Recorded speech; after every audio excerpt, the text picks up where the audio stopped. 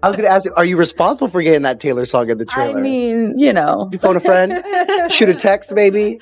You know. Why was this important? I think it goes back to what we were just saying about how the story resonated with so many people. So there's a great responsibility. I'm Spider-Man. I'm Spider-Man. I'm Spider-Man. The rings. What? I don't dress like this in real life, but like I'm having to like do interviews and talk, so I'm gonna wear like a crazy pattern because this is a tiny movie. Like it's big and flashy and summery, and we're like it's a summer blockbuster, but really it's a very like kind of low budget movie. Hey friends, it's Katie from Without a Crystal Ball.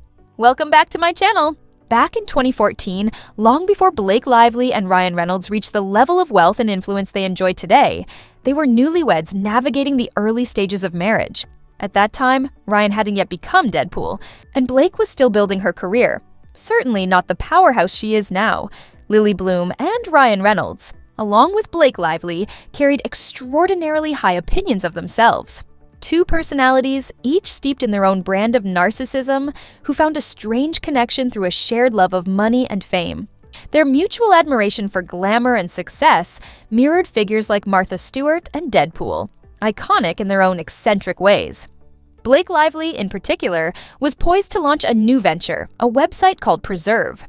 She imagined it as a luxurious sanctuary, a curated online destination where she believed everyone would want to gather, share, and experience the world exactly as she envisioned it. Her vision was ambitious, blending lifestyle, style, and exclusivity into a singular digital space meant to reflect her taste and status. When you read through interviews with Blake Lively and Ryan Reynolds, a clear pattern begins to emerge.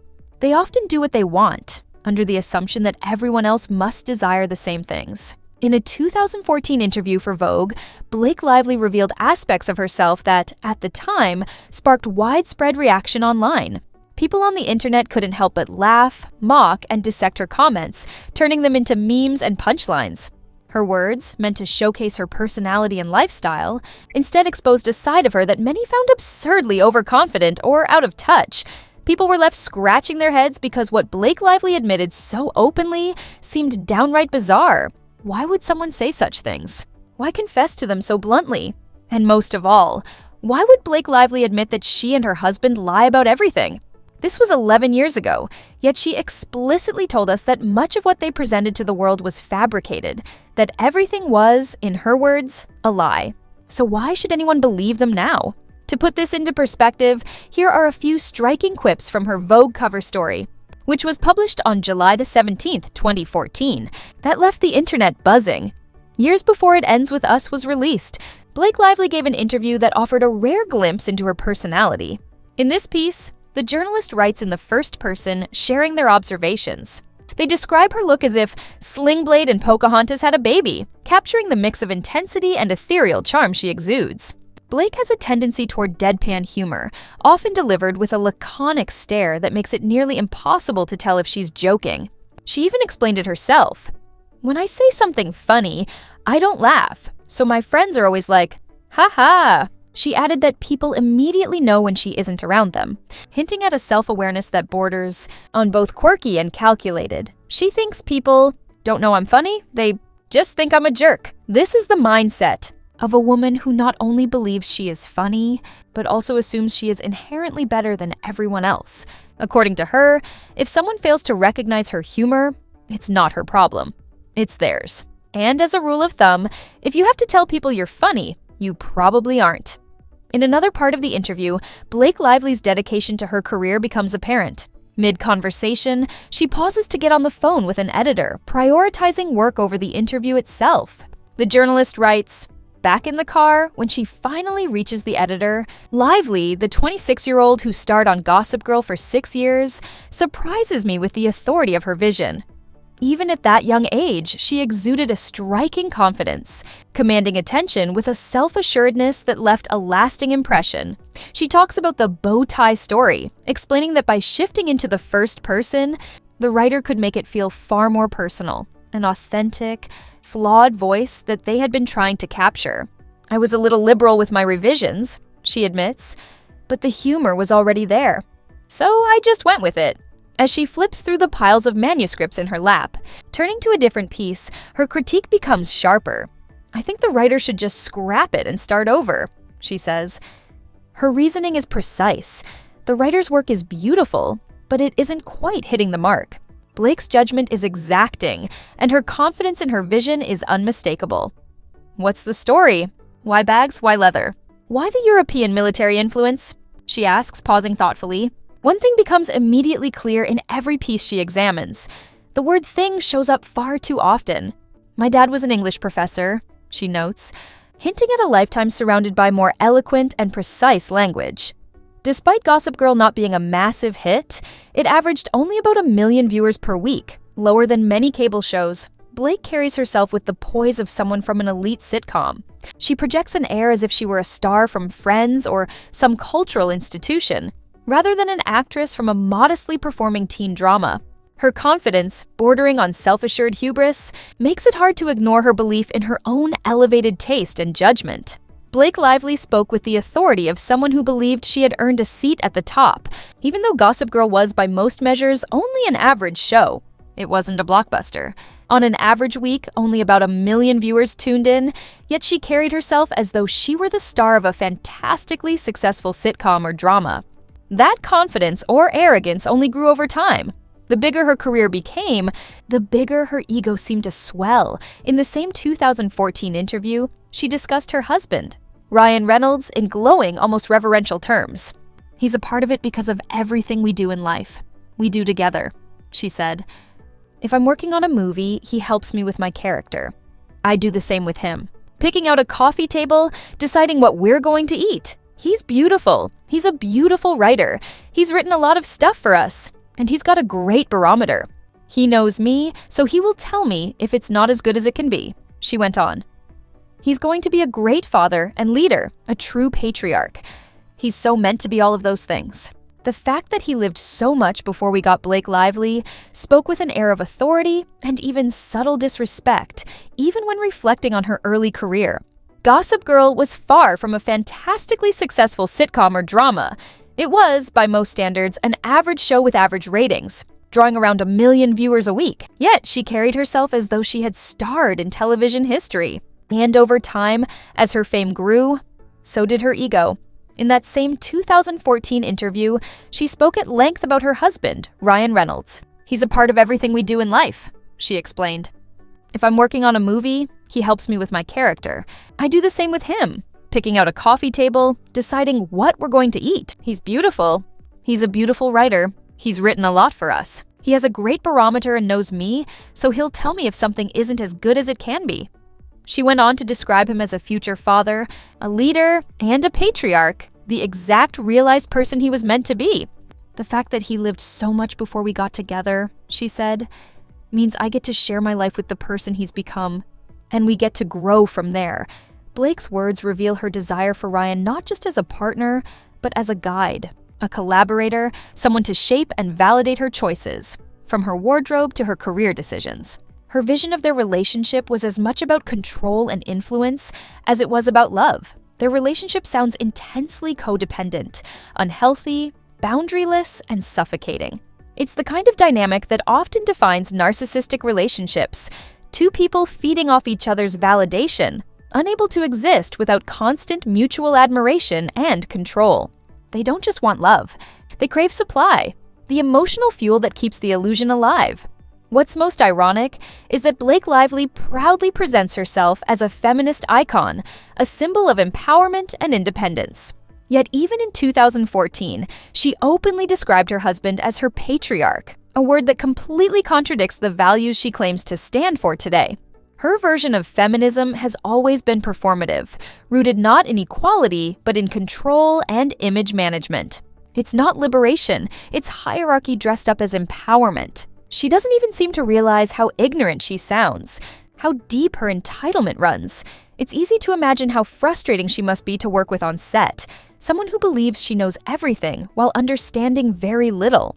That self-proclaimed superiority, that need to be the most knowledgeable voice in the room, must make genuine collaboration almost impossible. And it's not just Ryan, it's not all him. Blake plays her part too, and it's a significant one. In another interview, this time with Glamour, she made a startling confession. The journalist mentioned one of Ryan's tweets about their daughter, to which Blake laughed and said, "He may as well work for the Inquirer." When he says "my daughter," he's never actually talking about her. Everything is completely made up. He'll run those tweets by me sometimes just to make me laugh. Then she added, "Oh, I'm so in love with him when he writes that stuff. I mean, I'm in love with him most of the time, but especially with that." So she's in love with him when he lies. When he invents fake family moments for public consumption, when he builds an image built on fiction, she doesn't just tolerate the facade, she celebrates it. This is the kind of thing most people don't say out loud, but Blake Lively did. If you actually understood social cues and etiquette, admitting that you enjoy lying and that you're in love with your husband because he lies reveals a personal moral compass that is, at best, highly unconventional. She openly confesses that her husband might as well work for the National Enquirer, that every time he talks about one of their children, shares a story, or makes any statement, he is lying. And she doesn't just tolerate it, she admires it. She finds it charming, entertaining, even worthy of love. In the same Glamour interview, Blake goes further, revealing that she and Ryan actively enjoy hiding behind personas. "My husband and I are really shy people who express ourselves best when we are acting, when we are hiding as someone else," she admits. They wear masks, they perform, they pretend to be people they are not, and they celebrate that performance. For them, deception isn't just a habit. It's a form of expression, a shared secret that binds them together. She claims that being shy means sharing that shy self with the world, even when it leaves you feeling exposed or hurt. She calls it champagne problems, but it's clear she doesn't really understand what it means to be shy, because she is not shy. There is absolutely nothing about her that reflects genuine shyness. A truly shy person wouldn't behave the way she does. What she did admit, however, is telling. She and her husband intentionally hide who they are. They deceive people on purpose, wearing masks and pretending to be someone they are not. It's not insecurity. It's performance, carefully curated for public consumption. They aren't accidentally misunderstood. They are intentionally constructing a persona, a version of themselves designed for attention, admiration, and control. When someone openly admits that they lie, admits that their spouse lies, admits that they wear a mask, and even confesses that they love their spouse for lying, how are we supposed to trust anything they say? How can anyone believe that they are telling the truth now? Everything they say becomes suspect. They craft statements purely for laughs, for shock value, or to manipulate perception. They enjoy fooling people and clearly see themselves as superior. As an introvert myself, I can say this with certainty. People who are shy or reserved do not need to pretend to be someone else. Those who perform and hide behind masks do it intentionally. They fake it to manipulate, to con, to control. By that measure, she is performing a deception, and so is he. Many actors and actresses exist who are authentic, who can express themselves without losing themselves in performance. Yet Blake and Ryan seem addicted to the act. If she claims that everything he posts is a lie, and that she loves it, how can we take anything in their lawsuit seriously? How can anyone trust his words? He is far from the marketing genius some make him out to be. What we are seeing is performance, manipulation, and deliberate illusion. We know the truth behind the claims. She didn't file a complaint with HR. She didn't contact the union. The allegations of sexual harassment? False. The claims that he launched a smear campaign? Fabricated. For more than a decade, they have been presenting a carefully constructed version of themselves to the public, an image designed to entertain, manipulate, and control perception. And yet, despite all their admissions, their theatrics, and their lies, the world still treats them as credible. Every confession they've made about deception, performance, and public manipulation only raises the question, how can anyone believe anything they say now? Somehow, Hollywood continues to overlook all of this, seemingly enchanted by Ryan's handsomeness and the perceived glamour of the couple as a whole. Yet, to me, both of them appear completely average. I'm not the type to insult people's appearances lightly, but neither Blake nor Ryan strikes me as anything other than ordinary in looks or presence. Despite the media's fascination, the aura of superiority they project feels far more constructed than earned. A carefully curated image rather than natural allure. Blake Lively has undergone a significant amount of plastic surgery, breast augmentation, multiple nose jobs, eyelid work, lip enhancements. I'm not opposed to cosmetic procedures, but without all of that, her natural beauty would be far less striking. Born Blake Brown, she legally changed her name to Lively before turning 18, a stage name carefully curated for a more glamorous persona. To me, even her name signals the construction of a brand rather than the authenticity of a person. And yes, Blake is a liar, Ryan is a liar, and their relationship is profoundly codependent.